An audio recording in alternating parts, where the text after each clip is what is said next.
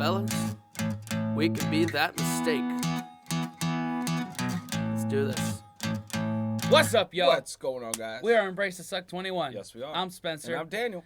Doing some learning today about Alan Turing. Turing. Yeah, Cool. So what we have quickly Wikipedia'd is he's like the father of modern computing. Or code breaking. Code breaking. And was a big ally in World War II, but because of his lifestyle, was not treated kindly. So let's dive in. Let's do it, man. Any expectations going in? Or Learning. Just learning. Okay, cool. Let's go. The most famous of the group that broke the German Enigma machine codes was Alan Turing. He was one of those people who seemed to be one step ahead of the rest of us in the fields of math and science. He and the team at Bletchley Park, a top-secret center dedicated to code breaking during the war, helped turn the tide of the conflict by decrypting the Nazis' most difficult codes. Turing was born in 1912, the second of two brothers. As a young man, Turing was incredibly intelligent and athletically gifted. He rode his bike everywhere. He rode 60 miles to his boarding school on his first day, stuck far away by a train strike. Did I just say 6D or 16? 60. Let's go back. Holy crap! And athletically gifted. He rode his bike everywhere. He rode 60 miles to his boarding school on his first... 60 miles. Yeah, no. So, it's that's the literal definition of uphill 5 miles both ways. Yep. First day, stuck far away by a train strike. He made it on time. The school didn't always recognize Turing's talents. He was almost stopped from taking the school certificate due to concerns that he would fail. While he excelled in science, his headmaster said, if he is to be solely a scientific specialist, he is wasting his time at public school.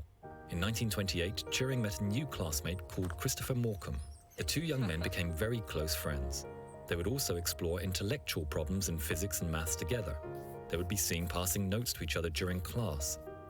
The two boys were very close, and at this time, Alan supposedly developed a crush on Christopher. Their friendship was not to last, though, as in 1930, when Alan was 17 years old, Christopher died of tuberculosis. Oh, man. That'll do it. That's a sign, medicine was not where it needed to be at that time. Damn. Died at 17 of tuberculosis. I heard TB took out everyone. Yeah, it was... I don't know, man. But, bonding over, something complex, all these math equations, that's a bond that most people can't break. No. I don't think so, at least. Friend's death, Alan threw himself into trying to unravel the nature of consciousness and how it was linked to matter. This led Alan to think about the concept of the mind as a machine that could be recreated with mathematical logic. Turing attended King's College, Cambridge. He received a distinguished degree in 1934 and a fellowship of King's College in 1935. He attended Princeton University for a couple of years, returning to England just prior to the war. Wow. As war broke out in Europe in 1939, Turing went to work for the British Cryptanalytic Headquarters at Bletchley Park. The people at Bletchley Park worked 24 hours a day to break a variety of German codes and give the Allies prior knowledge of German intentions to be used on the battlefields, skies and oceans, and see inside the German Reich to try and understand the workings of the murderous regime. At Bletchley, Turing was known to be somewhat eccentric. He would ride to work in a gas mask to protect him from pollen. His bike had a bad chain, and instead of replacing it, he kept time in his head, counting out the pedal rotations it would take before it fell off, then repairing it before it did. He would also chain his mug to a radiator to avoid it getting taken by someone else. In Hut 8... That's a bit genius there. What? Chaining your mug? Chaining your mug, that way it doesn't get lost, nobody takes it.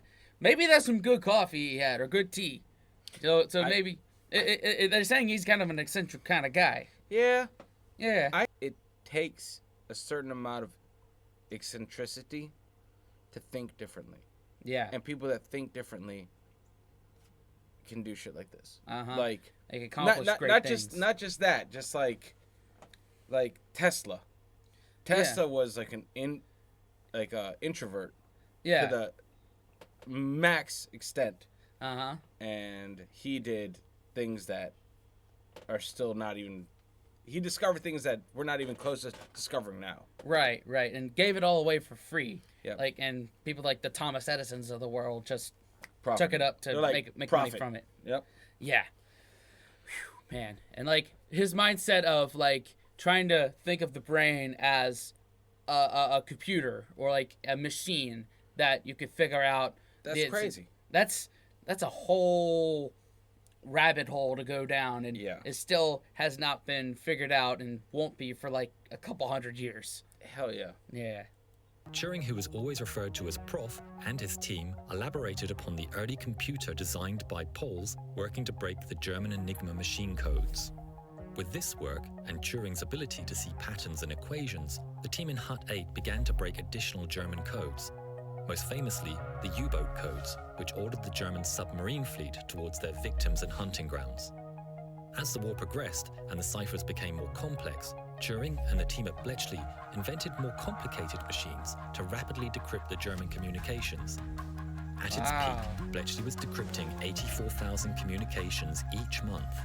After World War II, Winston Churchill called the submarine threat the only thing that really scared him during the war. Though many worked on this problem and others, without Alan Turing, the solution to the problem might have taken much longer, time which the Allies did not have, or may not have even happened at all. Wow. His work undoubtedly shortened the war and saved many lives. It also laid the groundwork for the technological age we live in today. For his work during the war, Turing was awarded the Order of the British Empire by the King. Wow. But this, like his work, remained secret for years. Oh man, this will be interesting to see why it was kept a secret. Because he's the code breaker. You don't out the code breaker. Right. You want to keep that secret. That way you keep your secret weapon with you. Because it's not like at the end of World War II that the enemy just up and vanished. Right. They're still around. They were. And most of them went to South America.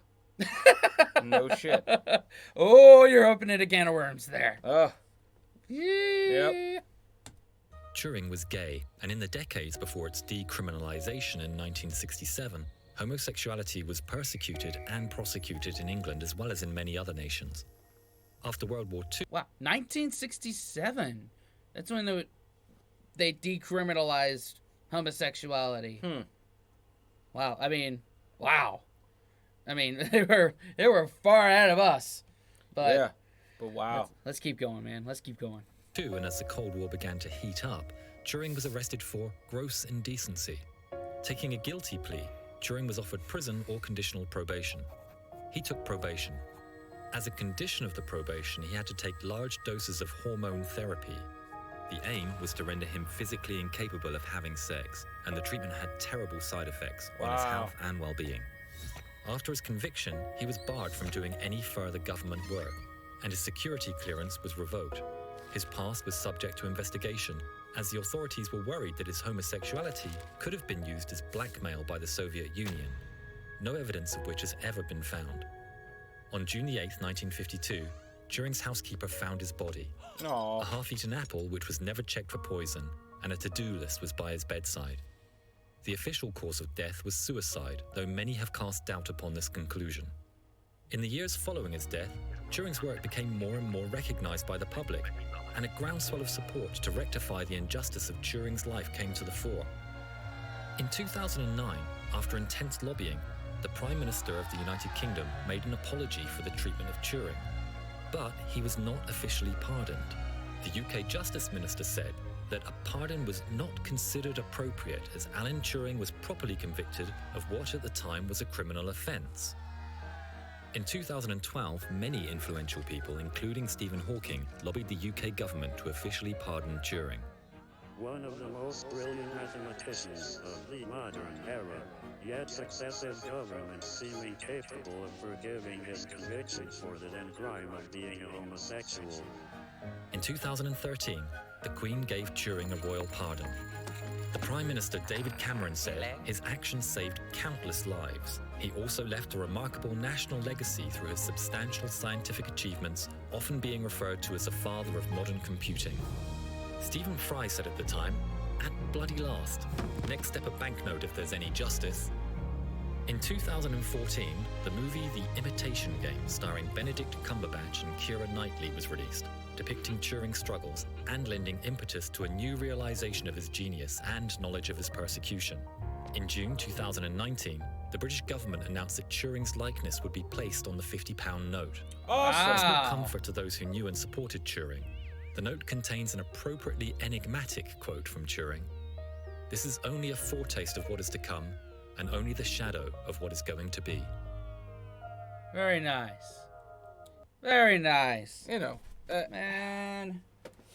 it's a shame all this stuff, all the respect he should have had during his life came post-mortem. Yeah. And I feel like that's so many people. Yeah, like and like the fact that he did so many great things and basically, gave us built the framework for modern computing and like all the things that we enjoy today with like the internet and with physical computers and all Yeah. that were swept under the rug because of his lifestyle. And also, I really feel like it's a double-edged sword Yeah. doing a lot for a government. Yeah. Now, that's when you start knowing government secrets, Mm-hmm. They can. sometimes you go missing. Yeah. Like they got you by the cojones. And yeah, it's just a dangerous slope. It's Uh-huh. a dangerous slope. Like, yeah, it's cool to be in the know. But, Yeah. oh my God. Yeah. That's- They own you now. Knowledge, lots and lots of knowledge leads to you going missing. Uh-huh. And he had a lot of knowledge. Yeah. And had a lot of things that he could do for them. I could see how it was it's a can of worms. Like, the whole thing's a mess. The way they disrespected his work, That Yeah, it's it's almost like Nikola Tesla 2.0, Yeah. like we were talking earlier. Yep. But man, thank you, Alan Turing. Yeah, We're it's giving awesome, you man. and this compilation 2 thumbs up. Yep. Maybe let us know some more World War II stuff to check out. Yeah, we're getting older. getting older. Our interest has peaked. Every old man needs to learn about World War II Yeah. for some reason. Yeah, or maybe some other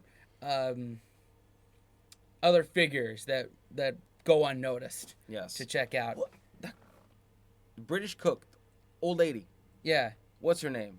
Oh my God. you're come not on, thinking man. of Julia Child, are Yeah. you? Yeah. Is she British? Yeah, or something that she served. She was like a spy, dude.